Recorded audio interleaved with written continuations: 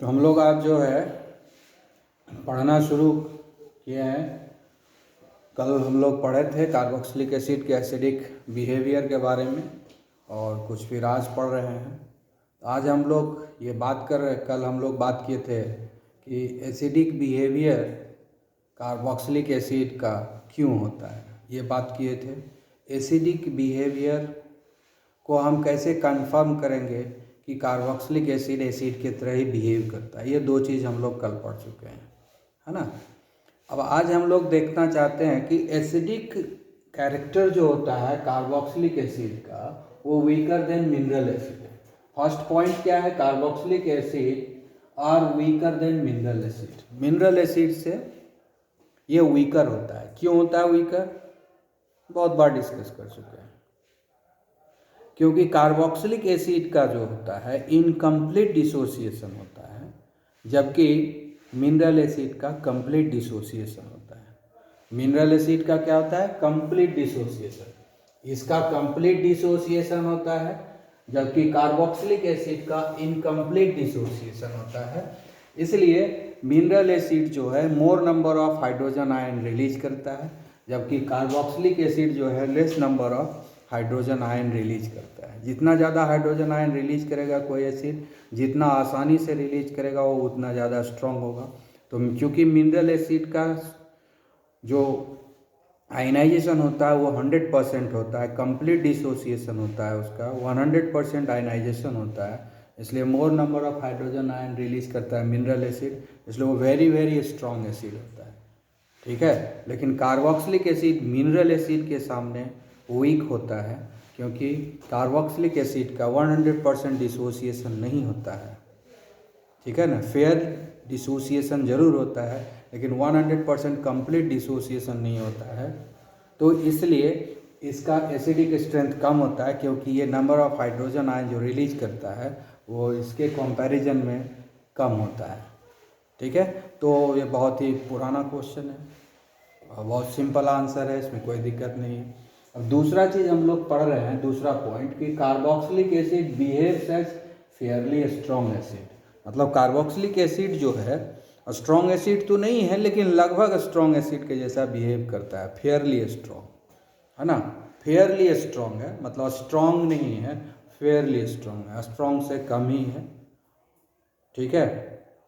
तो Fairlie strong acid के रूप में क्यों ये बिहेव करता है, ये कैसे पता चलेगा। इसके लिए हमको अब ये देखना है कि कार्बोक्सिलिक एसिड और कार्बोक्सिलेट आयन दोनों ही रेजोनेंस स्टेबलाइज्ड है, दोनों में ही चार्ज जो है डिस्पर्शन होता है चार्ज का। तो दोनों में डिफरेंस क्या है, तो हम लोग जरा देखते हैं। ये कार्बोक्सिलिक एसिड है, ये क्या है, एसिटिक एसिड है, एसिटिक एसिड है। और ये क्या है, एसीटेट, ये क्या है, कार्बोक्सिलेट आयन है, एसीटेट आयन। तो ये हुआ कार्बोक्सिलेट आयन और ये कार्बोक्सिलिक एसिड है, दोनों हम एक ही चीज का लिए हैं। तो ये जो कार्बोक्सिलिक एसिड है, ये जो कार्बोक्सिलिक एसिड है, इसका रेजोनेंस देखो जरा। तो यहाँ पर पेयर ऑफ इलेक्ट्रॉन है, ये शिफ्ट होगा इधर, यहाँ डबल बॉन्ड हो जाएगा, ये शिफ्ट हो जाएगा, ये नेगेटिवली चार्ज हो जाएगा। ये पेयर ऑफ इलेक्ट्रॉन यहाँ जब शिफ्ट होगा तो इस पर पॉजिटिव चार्ज डेवलप होगा, और ये जब यहाँ शिफ्ट होगा तो यहाँ नेगेटिव चार्ज डेवलप होगा।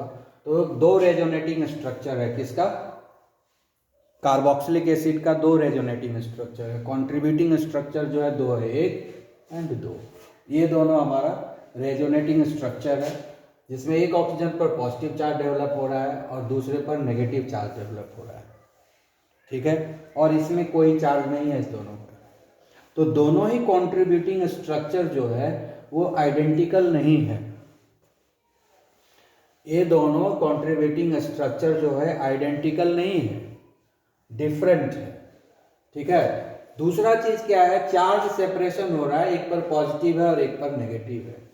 एक तो है कि ये दोनों आइडेंटिकल नहीं है, ये दोनों जो कार्बोक्सिलिक एसिड का जो रेजोनेटिंग स्ट्रक्चर हमको मिला है, एक ये और एक ये दोनों आइडेंटिकल नहीं है, दोनों डिफरेंट है, दोनों ही डिफरेंट है। आइडेंटिकल कॉन्ट्रीब्यूटिंग स्ट्रक्चर नहीं है रेजोनेंस का। किस केस में? कार्बोक्सिलिक एसिड के केस में। ये उसका हाइब्रिड स्ट्रक्चर है, मतलब इस दोनों को मिला देते हैं। ये हो गया हमारा हाइब्रिड स्ट्रक्चर। तो क्या आया, एक तरफ नेगेटिव चार्ज, दूसरे तरफ पॉजिटिव चार्ज आया। और ये जो डॉट डॉट डॉट डॉट दिखाए हैं डबल बॉन्ड, क्योंकि एक बार डबल बॉन्ड इस पर है तो दूसरे बार डबल बॉन्ड इस पर है, यानी इस पर दोनों पर एक एक बार डबल बॉन्ड आ रहा है, यानी दोनों में डबल बॉन्ड कैरेक्टर है, इसलिए हम डबल बॉन्ड कैरेक्टर यहाँ पर दिखाए और चार्ज सेपरेशन को दिखा रहे हैं यहाँ पर। तो चार्ज सेपरेशन हो रहा है। कॉन्ट्रीब्यूटिंग स्ट्रक्चर्स आइडेंटिकल नहीं है, रेजोनेंस में जो कॉन्ट्रीब्यूटिंग स्ट्रक्चर है वो आइडेंटिकल नहीं है। दूसरा, चार्ज सेपरेशन हो रहा है, इसलिए ये लेस स्टेबलाइज्ड है ना। इसका मतलब क्या हुआ, ये जो कार्बोक्सिलिक एसिड है लेस स्टेबल है, less stabilised as it involve the charge separation. Charge separation भी है, पॉजिटिव नेगेटिव हो चुका है ना। पॉजिटिव चार्ज जो है इलेक्ट्रोनेगेटिव एलिमेंट पर आ गया, तो कैसे स्टेबलाइज्ड होगा? ऑक्सीजन इलेक्ट्रोनेगेटिव है और उसके ऊपर ये पॉजिटिव चार्ज है, तो लेस स्टेबलाइज्ड होगा ना, क्योंकि इलेक्ट्रोनेगेटिव पर नेगेटिव चार्ज डेवलप होता है तो मोर स्टेबलाइज हो जाता है ना। इलेक्ट्रो पॉजिटिव पर पॉजिटिव चार्ज बढ़ आता है तो वो मोर स्टेबलाइज्ड होता है। लेकिन यहाँ ऑक्सीजन इलेक्ट्रोनेगेटिव और इस पर पॉजिटिव चार्ज डेवलप हो गया तो लेस स्टेबलाइज्ड हुआ, स्टेबिलिटी इसका कम हुआ। यानी कार्बोक्सिलिक एसिड लेस स्टेबल है, कार्बोक्सिलिक एसिड जो है लेस स्टेबल है, ठीक है। तो कार्बोक्सिलिक एसिड लेस स्टेबल है तो ये कुछ रिलीज करना ही चाहेगा, क्योंकि लेस स्टेबल है, अपने आप को स्टेबल बनाएगा। तो कैसे स्टेबल बनाएगा? तो जब इसका आयनाइजेशन हो जाता है तो ये क्या बनाता है, कार्बोक्सिलेट आयन। ये है कार्बोक्सिलेट आयन, जो चूंकि एसिटिक एसिड से लिए है तो हम एसीटेट आयन लिखे हैं। अब देखो कार्बोक्सिलेट आयन का कंट्रीब्यूटिंग स्ट्रक्चर देखो, इसमें एक तरफ डबल बॉन्ड है, एक ऑक्सीजन पर नेगेटिव चार्ज है, एक तरफ डबल बॉन्ड है, एक ऑक्सीजन पर नेगेटिव चार्ज है। तो दोनों ही कंट्रीब्यूटिंग स्ट्रक्चर आइडेंटिकल है। ये दोनों को ध्यान से देखो, ये दोनों कंट्रीब्यूटिंग स्ट्रक्चर है कार्बोक्सिलेट आयन का। कार्बोक्सिलेट आयन का ये दोनों स्ट्रक्चर जो है आइडेंटिकल है, ठीक है। पहला चीज पॉजिटिव चीज क्या आया कि इस यहाँ जब रेजोनेंस स्टेबलाइज्ड है ना, एक चीज तो है कि दोनों चीज रेजोनेंस स्टेबलाइज्ड है। कार्बोक्सिलिक एसिड भी रेजोनेंस स्टेबलाइज्ड है, कार्बोक्सिलेट आयन भी रेजोनेंस स्टेबलाइज्ड है। अब ये देखना है कि ज़्यादा रेजोनेंस स्टेबलाइज्ड कौन है, कार्बोक्सिलेट आयन या कार्बोक्सिलिक एसिड। तो कार्बोक्सिलिक एसिड में हम लोग देख चुके हैं कि कंट्रीब्यूटिंग स्ट्रक्चर आइडेंटिकल नहीं है, एक जो यह फैक्टर हुआ। दूसरा फैक्टर हमको मिल रहा है कि इसमें इलेक्ट्रोनेगेटिव के ऊपर पॉजिटिव चार्ज है। तो ये दोनों ही फैक्टर मिल करके ये बताता है कि कार्बोक्सिलिक एसिड जो है ना, लेस स्टेबल है। कार्बोक्सिलिक एसिड क्या है, लेस स्टेबल है, यानी रेजोनेंस के थ्रू भी ये लेस स्टेबलाइज्ड है ना। ये क्या है, less stabilised as it involve the charge separation. अब क्या है, ये चार्ज सेपरेशन चूंकि इन्वॉल्व है इसमें, तो ये लेस स्टेबलाइज्ड है। क्लियर। अब जो है दूसरा चीज देख रहे हैं, कार्बोक्सिलेट आयन। इसका दोनों ही कंट्रीब्यूटिंग स्ट्रक्चर सेम है। यहाँ पर है सब सारा डॉट लेवन पेयर दिखाया हुआ, ये यहाँ शिफ्ट हुआ तो ये डबल बॉन्ड हो गया। तो ये जब यहाँ शिफ्ट होगा तो ये यहाँ शिफ्ट हो जाएगा, क्योंकि अगल बगल डबल बॉन्ड नहीं रह सकता है। ये जब यहाँ शिफ्ट होगा तो यहाँ डबल बॉन्ड होगा, तो ये शिफ्ट हो जाएगा यहाँ पर। ये यहाँ शिफ्ट हुआ, डबल बॉन्ड हो गया, पॉजिटिव चार्ज न्यूट्रलाइज कर गया। और ये यहाँ शिफ्ट हुआ तो यहाँ नेगेटिव चार्ज आ गया, ठीक है। तो आ गया नेगेटिव चार्ज और यहाँ पर न्यूट्रलाइज हो गया। अब देखो यहाँ ऑक्सीजन के ऊपर नेगेटिव चार्ज है, यहाँ ऑक्सीजन के ऊपर नेगेटिव चार्ज है, कोई चार्ज सेपरेशन नहीं है। इसमें चार्ज सेपरेशन आ गया, एक ऑक्सीजन पर पॉजिटिव दूसरे पर नेगेटिव, यहाँ चार्ज सेपरेशन आ गया। लेकिन यहाँ पर कॉन्ट्रीब्यूटिंग स्ट्रक्चर भी सेम है और कोई चार्ज सेपरेशन नहीं है। आइडेंटिकल कॉन्ट्रीब्यूटिंग स्ट्रक्चर है, चार्ज सेपरेशन नहीं है, इसलिए ये मोर स्टेबलाइज्ड है। No charge separation, positive negative का सेपरेशन नहीं हुआ है, चार्ज सेपरेशन नहीं है। उसके बाद दोनों ही स्ट्रक्चर आइडेंटिकल है, तो इसलिए ये मोर स्टेबलाइज्ड हो गया। ये हो गया हमारा कौन, रेजोनेंस हाइब्रिड हुआ। इस दोनों को मिक्स करके जो लिखते हैं वो रेजोनेंस हाइब्रिड हुआ। तो रेजोनेंस हाइब्रिड में देख सकते हैं दोनों ऑक्सीजन के ऊपर नेगेटिव चार्ज है, यानी चार्ज सेपरेशन नहीं है, ठीक है ना, no charge separation, identical contributing structure. तो कार्बोक्सिलेट आयन जो है वो ज़्यादा स्टेबल है कार्बोक्सिलिक एसिड के, इसीलिए हर कार्बोक्सिलिक एसिड ये चाहेगा कि हम कार्बोक्सिलेट आयन में बदल जाएं, क्योंकि कार्बोक्सिलिक एसिड है ना, कार्बोक्सिलिक एसिड से ज़्यादा स्टेबल कार्बोक्सिलेट आयन है, ठीक है। मतलब क्या हुआ, carboxylate ion is more resonance stabilised than carboxylic acid, carboxylate ion is more resonance stabilised than carboxylic acid.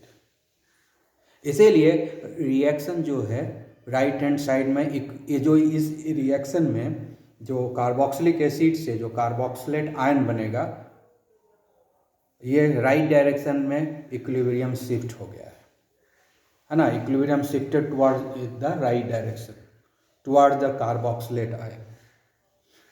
समझ में आगे आना चाहिए। तो अब हम लोग देखते हैं, ठीक है। तो अब हम लोग क्या देखेंगे, हो गया ये स्टेबलाइज्ड है,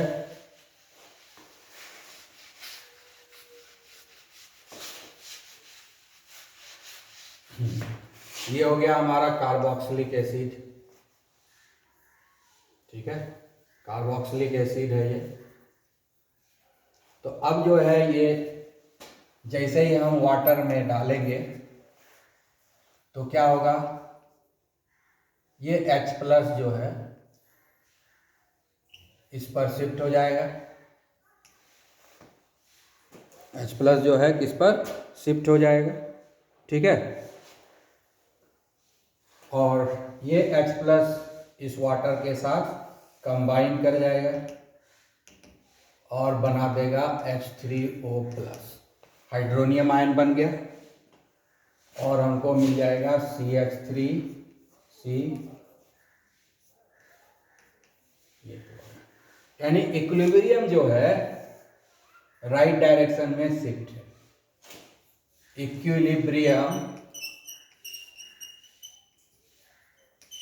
shifted towards right, right direction की तरफ इक्विलिब्रियम शिफ्ट हो गया, इसीलिए फेयरली स्ट्रॉन्ग एसिड है।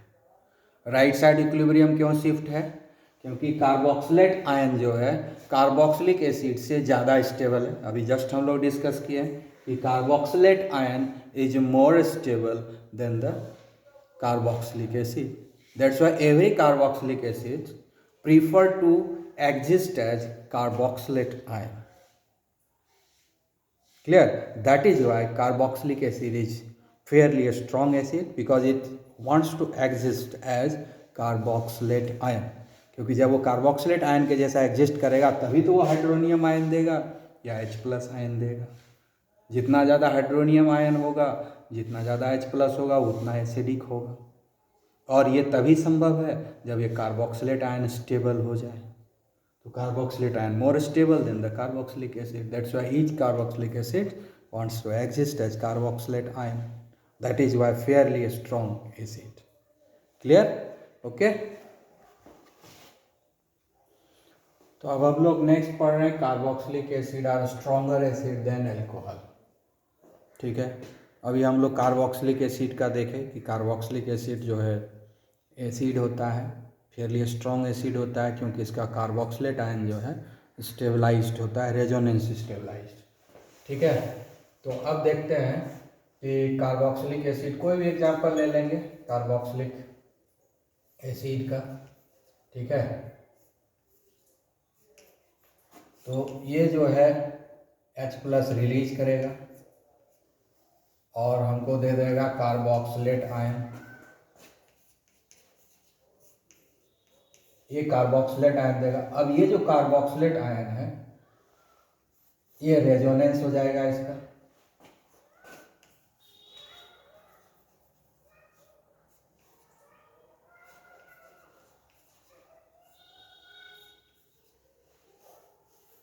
ये रेजोनेंस स्टेबलाइज्ड हो गया।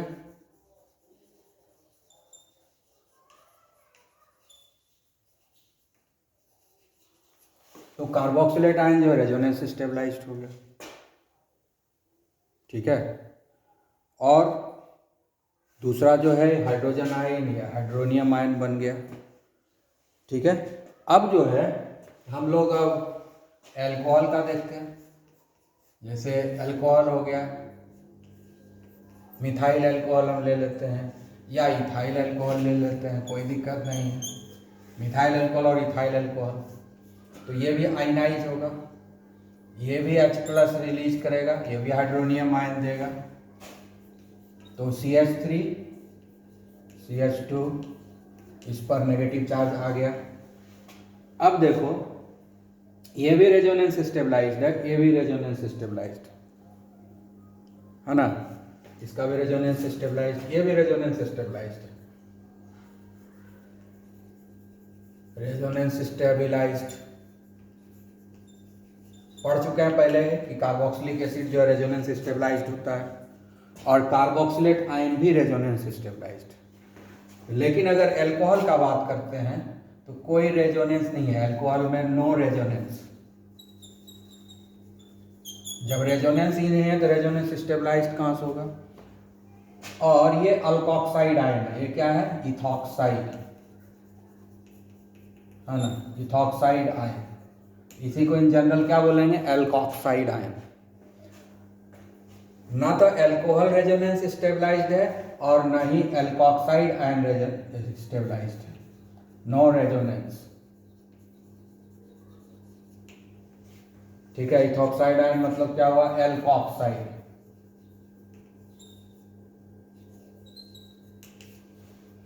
ना तो अल्कोहल रेजोनेंस स्टेबलाइज्ड है और ना ही एल्कोक्साइड आयन रेजोनेंस स्टेबलाइज्ड है।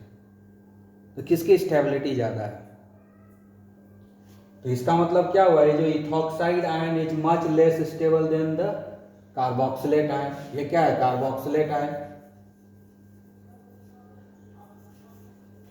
Carboxylate ion.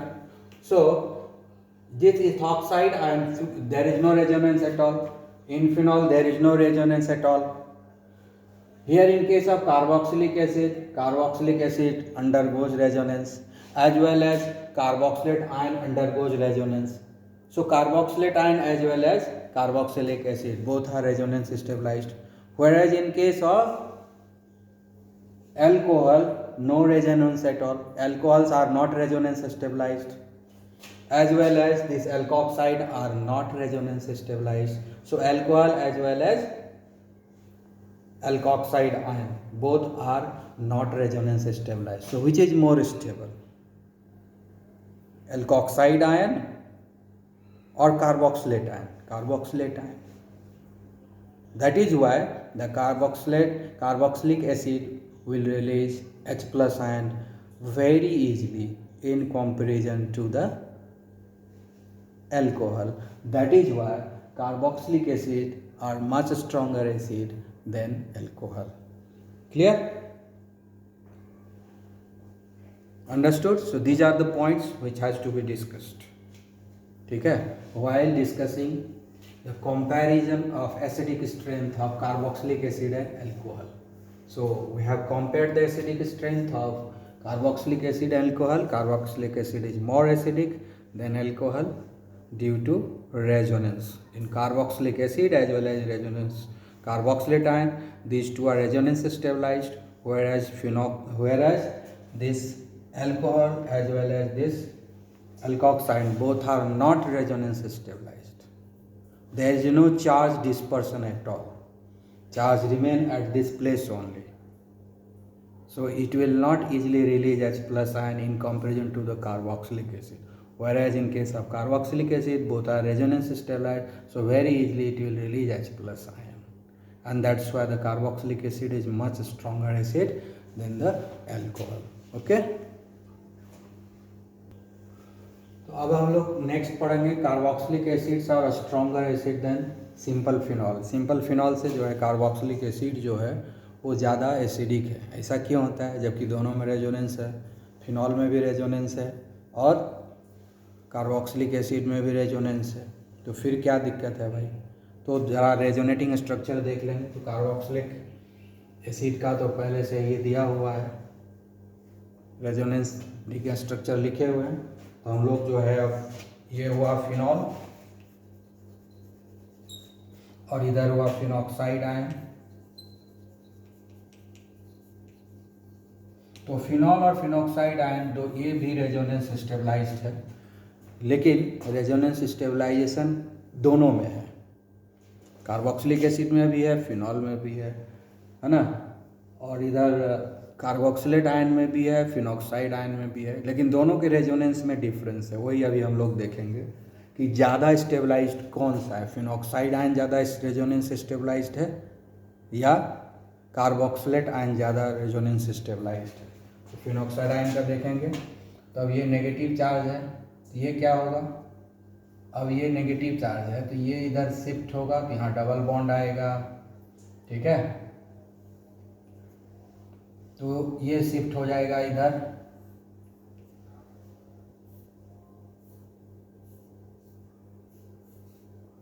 तो यहाँ डबल बॉन्ड हो गया, ठीक है, और यहाँ पर नेगेटिव चार्ज डेवलप हो गया, ये शिफ्ट हो गया, ठीक है, फिर से ये यहाँ शिफ्ट होगा, ये यहाँ शिफ्ट होगा,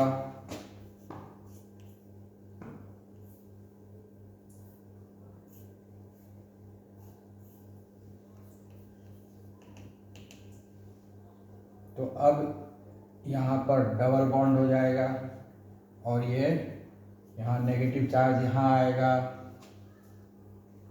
फिर ये यहाँ शिफ्ट होगा और ये यहाँ शिफ्ट होगा,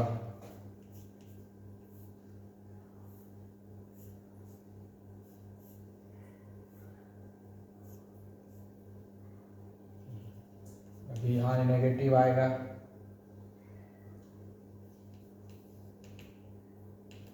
ठीक है, उसके बाद फिर ये यहाँ शिफ्ट होगा और ये यहाँ शिफ्ट हो जाएगा, तो ये रेजोनेटिंग स्ट्रक्चर हुआ और फाइनली हमको फिर से वापस यही आ जाएगा ना, ठीक है, फाइनली ये आ जाएगा।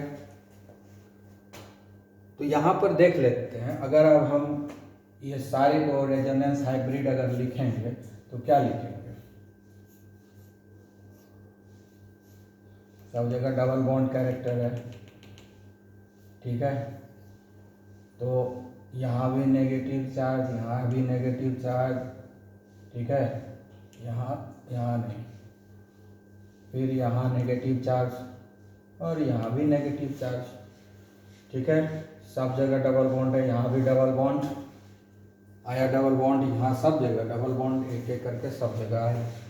ये रेजोनेंस हाइब्रिड, इसका जब रेजोनेंस हाइब्रिड लिखते हैं तो दोनों ऑक्सीजन के बीच में ही चार्ज का, नेगेटिव चार्ज का जो है डिस्पर्सन हो गया, दोनों का इलेक्ट्रोनेगेटिविटी सेम है, ये रेजोनेंस स्टेबलाइज्ड दोनों। तो अभी इस बात पे हम नहीं कह सकते हैं कि एक रेजोनेंस स्टेबलाइज्ड है और दूसरा नहीं है। अभी समस्या ये है कि कार्बोक्सिलिक एसिड भी रेजोनेंस स्टेबलाइज्ड है, कार्बोक्सिलेट आयन भी रेजोनेंस स्टेबलाइज्ड है, फिनॉल भी रेजोनेंस स्टेबलाइज्ड है, फिनॉक्साइड आयन भी रेजोनेंस स्टेबलाइज्ड है, तब तो दोनों रेजोनेंस स्टेबलाइज्ड है ना। तो अब कौन ज़्यादा स्टेबलाइज्ड है ये देखना होगा ना, ये भी रेजोनेंस स्टेबलाइज्ड, ये भी रेजोनेंस स्टेबलाइज्ड, ये भी रेजोनेंस स्टेबलाइज्ड, ये भी रेजोनेंस स्टेबलाइज्ड। तो रेजोनेंस स्टेबलाइजेशन में का जो डिग्री ऑफ रेजोनेंस स्टेबलाइजेशन है वो डिफरेंट होगा, उसी से हमको पता चलेगा कि कौन ज़्यादा स्टेबलाइज्ड है, क्योंकि यहाँ पर तो सब रेजोनेंस स्टेबलाइज्ड है, ये भी रेजोनेंस स्टेबलाइज्ड हो गया, ठीक है। अब डिग्री ऑफ रेजोनेंस देखेंगे, टाइप ऑफ रेजोनेंस देखेंगे। तो अब जब हम कार्बोक्सिलिक एसिड में देखते हैं तो जो नेगेटिव चार्ज का जो डिस्पर्सन हो रहा है among electronegative elements, negative charge का जो डिस्ट्रीब्यूशन हो रहा है वो आइडेंटिकल एटम के ऊपर हो रहा है, आइडेंटिकल इलेक्ट्रोनेगेटिव एलिमेंट्स के ऊपर हो रहा है। यहाँ पर चार्ज डिस्ट्रीब्यूशन एक बार इस ऑक्सीजन पर और एक बार इस ऑक्सीजन पर, मतलब जो चार्ज डिस्ट्रीब्यूशन हो रहा है नेगेटिव चार्ज का वो दोनों ऑक्सीजन के ऊपर ही हो रहा है, दोनों आइडेंटिकल है, तो आइडेंटिकल चीज़ पर ही जो है इलेक्ट्रॉन डेंसिटी का डिस्ट्रीब्यूशन हो रहा है, नेगेटिव चार्ज का डिस्पर्शन हो रहा है, तो फेवरेबल हुआ, वो ज़्यादा स्टेबलाइज्ड हो गया। लेकिन यहाँ पर जो है नेगेटिव चार्ज ऑक्सीजन पर है तो ठीक है, लेकिन यहाँ तो कार्बन के ऊपर भी आ गया नेगेटिव चार्ज। कार्बन के ऊपर नेगेटिव चार्ज आया, ऑर्थो पैरा पर कार्बन के ऊपर नेगेटिव चार्ज, कार्बन के ऊपर नेगेटिव चार्ज। तो कार्बन क्या है? Very less electronegative element in comparison to the oxygen. तो डिफरेंट इलेक्ट्रोनेगेटिव एलिमेंट्स के ऊपर यहाँ चार्ज का डिस्ट्रीब्यूशन हो रहा है, चार्ज का डिस्पर्शन हो रहा है, इसलिए इसका स्टेबिलिटी कम हो गया। इसीलिए फिनॉक्साइड आयन का स्टेबिलिटी कम हो गया। किसके कंपैरिजन में? कार्बोक्सिलेट आयन के कंपैरिजन में फिनॉक्साइड आयन का स्टेबिलिटी कम हो गया, क्योंकि यहाँ पर जो चार्ज का डिस्पर्शन है वो different electronegative less electronegative element के ऊपर भी नेगेटिव चार्ज का डिस्पर्शन हुआ। Carbon is very less electronegative, sometime it is considered as electropositive. So carbon is very less electronegative element, उसके ऊपर नेगेटिव चार्ज डेवलप हो रहा है। तो नेगेटिव चार्ज का dispersion very less electronegative elements के ऊपर हुआ है। इसीलिए जो इसका स्टेबिलिटी है फिनॉक्साइड आयन का कार्बोक्सिलेट आयन के कंपैरिजन में कम है। तो चूंकि फिनॉक्साइड आयन का स्टेबिलिटी कम हो गया, इसलिए ये H+ रिलीज करने में डिफिकल्टी देगा, जबकि कार्बोक्सिलिक एसिड में carboxylate ion very much stable, क्योंकि वहाँ पर फेवरेबल रेजोनेंस है, क्योंकि आइडेंटिकल है दोनों, जिसके ऊपर जो नेगेटिव चार्ज का जो डिस्ट्रीब्यूशन हुआ, डिस्पर्सन हुआ, सेम इलेक्ट्रोनेगेटिव एलिमेंट है, तो ये फेवरेबल हुआ। यहाँ पर क्या हुआ? डिफरेंट इलेक्ट्रोनेगेटिव एलिमेंट के ऊपर चार्ज का डिस्ट्रीब्यूशन हो गया है, इसलिए ये फेवरेबल नहीं हुआ, इसका स्टेबिलिटी कम हुआ, जबकि इसका स्टेबिलिटी ज़्यादा हो गया। तो जिसका जो स्टेबिलिटी ज़्यादा होगा, जिस कार्बोक्सिलेट आयन का स्टेबिलिटी ज़्यादा हो गया, इसलिए वो H+ आयन ईजिली रिलीज करेगा, जबकि फिनॉक्साइड आयन का स्टेबिलिटी कम हुआ, इसलिए H+ आयन रिलीज करने में थोड़ा डिफिकल्टी होगा। इसीलिए जो है carboxylic acid is much more acidic then the phenol. ठीक है, तो इस तरीके से हम लोग समझे कि फिनॉल और कार्बोक्सिलिक एसिड के एसिडिक स्ट्रेंथ में क्यों डिफरेंस है। Okay, have a nice day, will be meeting tomorrow again. Okay.